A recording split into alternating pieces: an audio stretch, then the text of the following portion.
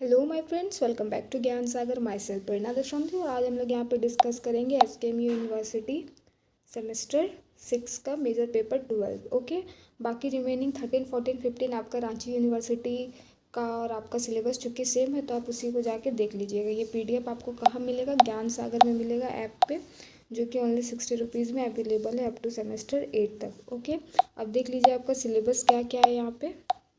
तो यूनिट 1 में है जीबी साव का आर्म्स एंड द मैन। ठीक है, आर्म्स एंड द मैन, जिसमें एक वॉर वर्सेस रियलिटी का दिखाता है कि सोल्जर लोग भी क्या होता है, सिंपल ह्यूमन होता है जिसको डर भय भी लगता है। ठीक है, तो इसका हम लोग देखेंगे। फिर यूनिट 2 में देखिए आपका क्या है, जॉन गैल्सवर्दी का है, क्या है, जस्टिस। ओके, क्या नाम है आपका ये का ड्रामा का? जस्टिस। ठीक है, ये सारा क्या है, ड्रामा है। यूनिट 3 में क्या है, टीएस इलियट मर्डर इन कैथेड्रल, क्योंकि आपका पेपर टाइटल ही क्या है, 20th सेंचुरी का सारा ड्रामा पढ़ना है जो रियलिस्टिक और आइडियलिज्म पर बेस्ड है। ओके, फिर आपका यूनिट 4 में आपको देखिए क्या पढ़ना है। यूनिट 4 में पढ़ना है आपका सैमुअल का वेटिंग फॉर द गॉडर। ठीक है, तो चलिए हम लोग अब क्लास को स्टार्ट करते हैं। इंपॉर्टेंट क्वेश्चंस देखेंगे। ओके, तो देखिए सबसे पहले आपका यहाँ पे जॉर्ज बेनार्ड शॉ, जिसका जीबी का फुल फॉर्म नहीं पूरा नाम है, तो देख सकते हैं आप लोग। ओके, इनको नोबेल प्राइज़ भी मिला है लिटरेचर में 1925 में। ओके, तो इसको आप लोग देख लीजिएगा और ये चैप्टर का समरी है। ओके, तो अगर पीडीएफ आप लोग डाउनलोड करके ये कीजिएगा तो और भी अच्छी बात है, आराम से आप पढ़ लीजिएगा। ओके, यहाँ पे बस हम लोग डिस्कस करेंगे इंपॉर्टेंट क्वेश्चन। देखिए ये सब कैरेक्टर है, जो रैना है, ठीक है, कैप्टन ब्लंसिल है, मेजर सर्गियस सरनॉफ है, ये किसका इंगे क्या बोलते हैं इसको, फियांसी रहता है ये का, रैना का। फिर यूनिट 2 में आपका जॉन गैल्सवर्दी का है, तो इनके बारे में भी, इनको भी नोबेल प्राइज़ मिला था 1932 में।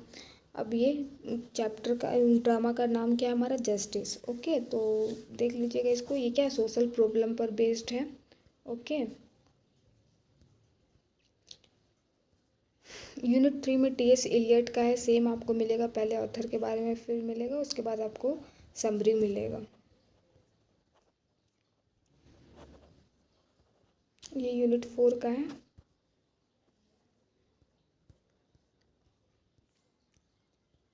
चलिए, तो अब हम लोग यहाँ पे पढ़ते हैं, क्वेश्चन को डिस्कस करते हैं। ओके, तो देखिए पहला क्वेश्चन क्या है यहाँ पे कि discuss the name of the reality versus romanticism in arms and the man. तो आपको यहाँ पे इस ड्रामा का थीम है रियलिटी वर्सेस रोमांटिसिज्म। ठीक है, तो ये पे आपको यहाँ पे बताना है इसका थीम को। तो देखिए, George Bernard shows arms and the man is a brilliant comedy. ठीक है, ये क्या है, इसका मैनर, इसका जेनर क्या है, कॉमेडी है। ठीक है, attack romantic ideas about war, heroism and love. ठीक है, ये किसको अटैक करता है, ये किस पे अटैक, मतलब इस किसके बारे में बताना चाह रहा है। ठीक है, वो है। Okay, thought of through the place so represent conflict between romantic illusion and practical reality.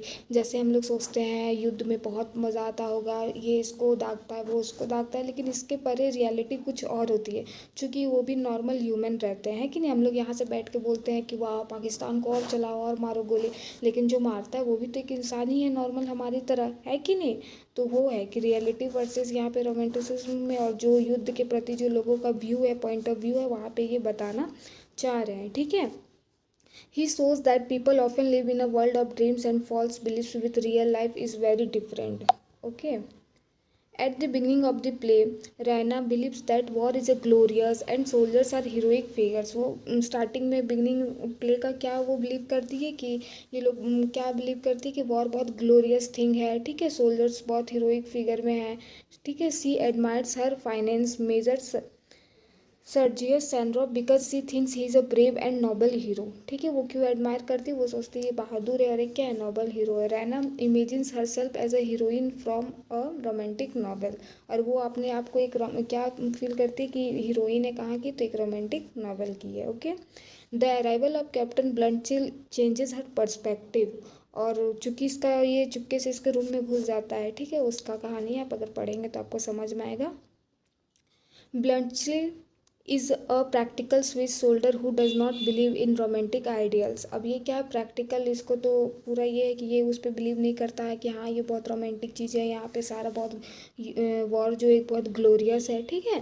He openly admits that soldier are often afraid during battle, ठीक है। ये यहाँ पे क्या बताना चाह रहा है कि हम जो सोल्जर्स है वो भी क्या होते हैं, डरते हैं ड्यूरिंग कब, तो युद्ध के टाइम, ओके, ठीक है। उसके बाद देखिए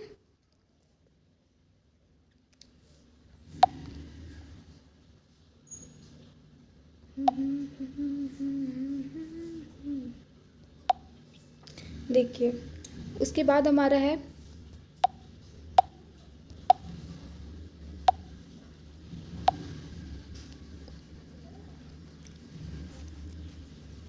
instead of carrying ammunition he carries chocolates because they are more useful for survival. This realistic attitude surprise Raina. वो चॉकलेट सोल्जर के भी नाम से जाना जाता था क्योंकि वो हमेशा अपने साथ क्या कैरी करता था, चॉकलेट करता था, लोगों को बांटता था, ठीक है। Similarly, Sergius appears to be heroic military leader, but later it becomes clear that his cavalry charge succeed only because of military mistake. Shaw uses the incident to show that many so-called heroes are simply luck rather than a truly heroic. The theme is also reflected in love relationship. Rana initially loved Sergius because he is romantic image. पहले तो वो उसको like करती थी, ideal मानती थी, noble hero मानती थी, बट बाद में वो उससे क्या करती है, as she learns more about reality, she realizes Bluntsch's honesty and intelligence are more valuable than Sergei's dramatic behavior. और क्या मानती है, वो भले डर रहा है लेकिन उसका रियलिटी और इसके इंटेलिजेंस पे वो क्या होती है, उसके इम्प्रेस्ड हो जाती है। और इसका सर्जियस का जो उसका मंगेतर होता है, उसका जो ड्रामा का बिहेवियर देख के वो जो फेक बिहेवियर कैरी करता है, वो उससे क्या होती है, नफरत करने लगती है। Eventually she falls in love with Blunt sleep, okay. Through this event, Shaw demonstrate that reality is more important than illusion. He encourages people to think rationally and reject unrealistic। चलिए यहाँ पे आपको कैरेक्टर स्केच पढ़ना है किसका, captain ब्लंट्सली का, ठीक है, जो कि चॉकलेट के सोल्डर के नाम से जाना जाता था, है कि नहीं। तो देखिए captain Bluntschli is one of the most important character in arms and the Man. He serves as spokesman for realism and practicality, ठीक है, अनलाइक ट्रेडिशनल हीरोज। वो मतलब डर से भी जाके युद्ध करता था, और ये लाइफ को बहुत सेंसिबल महसूस करता था, जानता था कि लाइफ का क्या वैल्यू है, और हम लोग की ड्रामेटिक बिहेवियर के आगे हम लोग को क्या अपना रियल है, जो हम लोग डरते हैं उससे बोलेंगे कि हाँ भाई इससे हमको डर लगता है, हम भी एक नॉर्मल मैन है कि नहीं। तो उसी से है, चूँकि ये हास्य वाला हो सकता है कि एक युद्ध से भागकर वॉर से डर कर रूम में छिपा हुआ है, चाहे रूम में है, लेकिन देखिए इसको कितना ज़्यादा अलग पर्सपेक्टिव से देखा गया है कि नहीं। Bluntly is Swiss professional soldier fighting for money rather than patriotism. ये अपने मनी के लिए मतलब होता है कि उन्हें जो पे किया जाता है, बहुत कोई तो सब देशभक्ति के लिए तो सोल्जर ज्वाइन नहीं करते हैं आर्मी, है कि नहीं, कुछ घर के हालात के लिए, कुछ का अंदर से इच्छा रहता है, तो हर का अलग अलग पर्सपेक्टिव होता है ज्वाइन करने का। चलिए, he does not believe the in false heroism और romantic ideas about war. According to him soldiers are human being who experience fear and weakness like everyone else. वही बात है कि हर कोई सोल्जर भी क्या होते हैं, एक सिंपल ह्यूमन बींग ही होते हैं जिनको भी डर लग सकता है कि नहीं, जो कि हम लोग सोचते हैं हाँ बहुत ये है कि नहीं। बहुत अच्छी चीज़ को यहाँ पे दिखाया गया, चूँकि हम लोग अगर हम बोलेंगे तो आप ही लोग कमेंट करने लगेगा कि आप आर्मी को ये कर रहे हो वो कर रहे हैं, लेकिन this is reality, okay. One of his most famous characteristic is carrying chocolates, ठीक है, और इसका ये हमें अपने साथ क्या चॉकलेट्स को कैरी करता था, ठीक है। They earn him the nickname chocolate cream soldier, okay. The chocolate symbolises his practical nature and belief in survival. उसके बाद देखिए, Bluntschli is intelligent honest and straightforward, he never pretends to be brave और extraordinary. वो बहुत क्या था, तेज था, honest था, ईमानदार था और स्ट्रेट फॉरवर्ड था। अब उसको युद्ध से डर लग रहा है भाई तो लग रहा है कि नहीं, वो बहाने नहीं बना रहा है। और उसके बाद वो ना ही दिखा रहा है, प्रिटेंड कर रहा है कि वो बहुत बहादुर है या फिर एक्स्ट्राऑर्डिनरी है। His honesty impresses Rana, who gradually realizes that genuine character is more valuable than heroic appearance. अब वो उससे इम्प्रेस हो जाती है, वो उसके प्यार में भी पड़ जाती है उसके बिहेवियर को देखते हुए, ठीक है। He also respectful and kind even when he enters Rena's room as a fugitive. He believes politely and gratefully. His calm attitude helps him overcome difficult situations. Throughout the play, Bluntschli remains realistic and rational. He exposes the foolishness of romantic ideals and demonstrates the value of common sense. अब देखिए आपको यहाँ पे character sketch of Raina का लिखना है। Okay, तो इसको आप लोग देख लीजिएगा। अब हम लोग खाली क्या करेंगे, क्वेश्चंस को कर देंगे क्योंकि इसमें आप लोग शायद ज़्यादा बच्चे हैं नहीं, ठीक है। तो कैरेक्टर स्केच क्या है रैना पेटकॉफ का, वो देख लीजिएगा आप लोग। ओके, जो बिलीव करती थी कि वो हीरोइन है, नोबेल हीरो का एक, है कि नहीं। फिर क्वेश्चन 4 में है, how does Shaw criticise war in arms and the man. ठीक है, कैसे वो क्रिटिसाइज करता है, कैसे बताता है कि रियलिस्टिक और एक नोबेल हीरो जो ड्रामेटिक हीरो रहता है उसमें क्या अंतर है और क्या सही है कि नहीं। क्वेश्चन नंबर 5 में है, discuss the arms and the man as a comedy of ideas. तो कैसे आप बोल सकते हैं, तो वही आपको इसमें लिखना है। फिर यूनिट 2 से देखिए, पहला क्वेश्चन है, discuss justice as a criticism of legal and prison system. ठीक है, इसको ज़बरदस्ती जेल में डाल देता है, ठीक है, जो कि फिर आता है। देखिएगा बहुत अच्छा इसका स्टोरी है, ड्रामा है मतलब। 2 में है, character sketch of William Felder. फिर आपको लिखना है, discuss the theme of social injustice in justice. तो जैसे कि हम लोग को पता है कि लॉ को हमारे क्या परोपकार के लिए, हमारे न्याय के लिए बनाया जाता है, लेकिन सिस्टम ही भ्रष्ट हो जाएगा तो फिर हम लोग किस पे विश्वास करेंगे, है कि नहीं। और ह्यूमन को समझना चाहिए कि गलत लोगों को पकड़ के डाल देते हैं, उनको उम्र कैद की सज़ा सुना देते हैं। आज भी कितने कैदी होंगे जो दूसरों के गुनाह का वो खुद ये कर रहे होंगे, है ना। तो वही सब है। क्वेश्चन नंबर 4 में देखिए, discuss the role and significance of Ruth Honeywill in justice.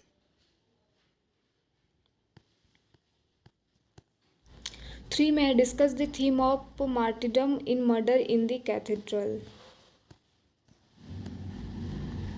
Question number 2 है, character sketch of Thomas baked.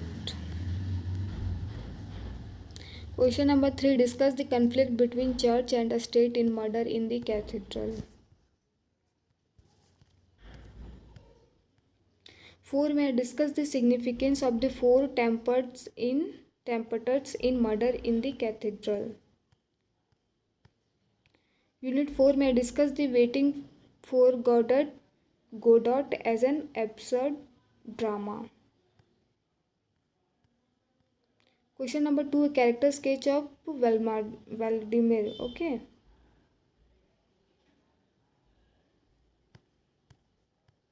Last question है, character sketch of Estragon. Discuss the significance of Godot in Waiting for Godot. चलिए यही था आपका। तो I hope video आपके लिए helpful रहा होगा। इतना तो पता नहीं पर देख लीजिएगा क्वेश्चंस, ठीक है। All the best for your exam. Thank you.